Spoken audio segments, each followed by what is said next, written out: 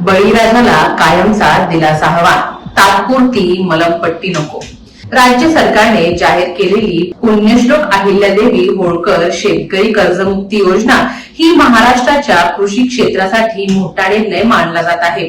सुमारे 56 लाख शेतकऱ्यांना 35,585 कोटी रुपयांचा लाभ देणाऱ्या या योजनेमुळे लाखो शेतकऱ्यांना तात्काळ दिलासा मिळणार आहे. आम्ही राज्यातील शेतकऱ्यांसाठी कर्जमाफी योजना राबविण्याचे आश्वासन दिले होते. त्याकरिता समिती गठीत केली आहे. राज्यातील 30 सप्टेंबर 2025 रोजी पीक कर्ज थकीत असणाऱ्या पात्र शेतकऱ्यांना 2 लाख रुपयापर्यंत कर्जमाफी देणारी पुण्यश्लोक अहिल्यादेवी होळकर शेतकरी कर्जमाफी योजना मी आज जाहीर करीत आहे. 2 लाख रुपयांपर्यंत कर्जमाफी, नियमित कर्जफेड करणाऱ्यांसाठी 50,000 रुपयांचे प्रोत्साहन अनुदान आणि वन टाइम सेटलमेंटची तरतूद. यामुळे या योजनेचे स्वरूप व्यापक आहे. मात्र या निर्णयाकडे केवळ राजकीय लोकप्रियतेच्या चष्म्यातून पाहणं योग्य ठरणार नाही. याचे आर्थिक, सामाजिक आणि कृषी क्षेत्रावरील दूरगामी परिणाम तपासणं आवश्यक आहे. महाराष्ट्रातील शेती गेल्या अनेक वर्षांपासून नैसर्गिक आपत्ती, हवामान बदल, उत्पादन खर्चातील वाढ आणि बाजारातील अनिश्चितता यामुळे संकटात आहे. अशा परिस्थितीत कर्जाच्या ओझ्याखाली दबलेल्या शेतकऱ्यांना दिलासा देणं ही शासनाची जबाबदारीच आहे. अनेक शेतकऱ्यांसाठी ही योजना नव्याने उभं राहण्याची संधी ठरणार आहे.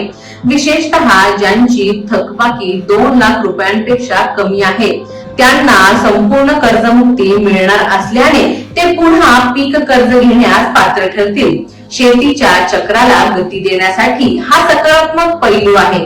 परंतु प्रश्न असा आहे की कर्जमाफी हा शेती संकटावरील कायमस्वरूपी उपाय आहे का?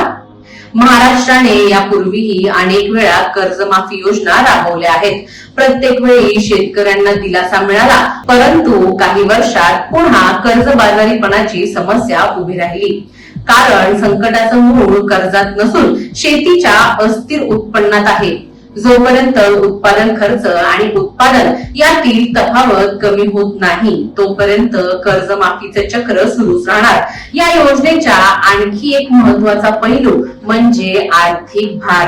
राज्याची आर्थिक स्थिती आधीच चिंताजनक आहे. महसुली तूट 40,000 कोटी रुपयांहून अधिक असून वित्तीय तूट 1.5 लाख कोटी रुपयांच्या आसपास आहे. अशा परिस्थितीत 36,000 कोटी रुपयांहून अधिकचा अतिरिक्त भार उचलणं ही काही सोपी बाब नाही. सरकारनं यासाठी अर्थसंकल्पीय तरतुदी केलेली नाही. परिणामी विकास कामं, पायाभूत सुविधा, आरोग्य आणि शिक्षण क्षेत्रातील खर्चावर दबाव येण्याची शक्यता आहे. अल्पकालीन राजकीय लाभासाठी घेतलेले निर्णय दीर्घकालीन आर्थिक शिस्तीला धक्का देऊ शकतात. कर्जमाफीच्या धोरणावर सातत्याने एक टीका केली जाते, ती म्हणजे नैतिक जोखीम. नियमित कर्जफेड करणाऱ्या शेतकऱ्यांच्या मनात अन्यायाची भावना निर्माण होण्याचा धोका असतो. सरकारने यासाठी 50,000 रुपयांच्या प्रोत्साहनपर लाभाची तरतूद केली असली तरी 2 लाख रुपयांच्या कर्जमाफीच्या तुलनेत हा लाभ मर्यादित वाटू शकतो. भविष्यात कर्जमाफीची अपेक्षा वाढल्यास काही कर्जदार जाणून बुजून कर्जफेड टाळण्याची शक्यता नाकारता येत नाही. याचा परिणाम बँकांच्या कर्जवाटप संस्कृतीवरही होऊ शकतो. राजकीय दृष्टिकोनातून पाहिलं तर हा निर्णय ग्रामीण भागातील असंतोष कमी करण्याचा प्रयत्न असल्याचं स्पष्ट दिसतं. स्थानिक स्वराज्य संस्थांच्या निवडणुकांच्या पार्श्वभूमीवर हा निर्णय अधिक चर्चेत आला आहे.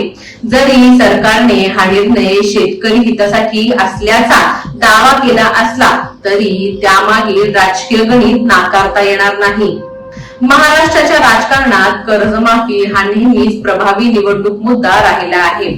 खरं तर महाराष्ट्राला आता केवळ कर्जमाफी नव्हे तर शेतीसाठी दीर्घकालीन धोरणाची आवश्यकता आहे.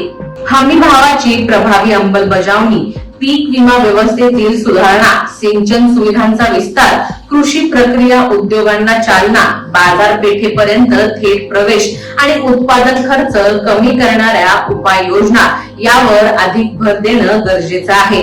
अन्यथा प्रत्येक काही वर्षांनी नवीन कर्जमाफी जाहीर करण्याची वेळ सरकारवर येत राहील.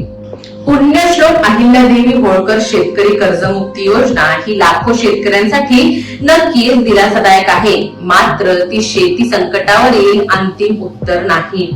सरकारनं या योजनेला तात्पुरता उपाय मानून शेतकऱ्यांना कायमस्वरूपी आर्थिक स्थैर्य देणाऱ्या धोरणांवर भर दिली पाहिजे. अन्यथा आजची कर्जमाफी उद्याच्या नव्या कर्ज संकटाची नांदी ठरण्याची भीती कायम राहील.